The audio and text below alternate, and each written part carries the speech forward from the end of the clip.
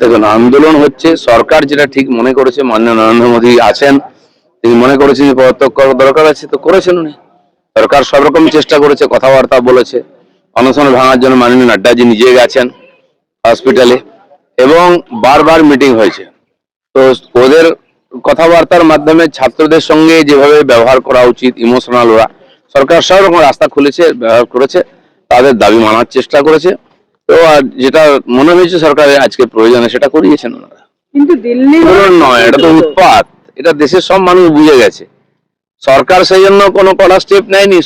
দেশের মানুষেরও বোঝা উচিত কারা আন্দোলনের নামে এইসব করছে। সেই সব লোক যারা বারবার দেশের বিরুদ্ধে ইস্যুকে এরা বেশি মদত দেয়, তো সেটা এক্সপোজ হয়েছে। সরকার তার কাজ যেটা করা সেটা করেছে।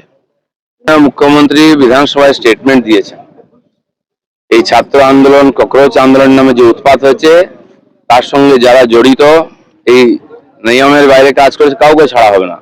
উনি বলেছিলেন 16 জনের লিস্ট আছে, কে কোথায় নামও বলেছেন, অ্যারেস্ট হচ্ছে, এবং গুন্ডা দমন যে নতুন আইন হয়েছে সেই আইনে এদের বিচার হবে, এবং কাউকে ছাড়া হবে না। যে যা ইচ্ছা করবে পশ্চিমবাংলায়, এটা এবং আগে যেগুলো হয়েছে তারও বিচার হবে।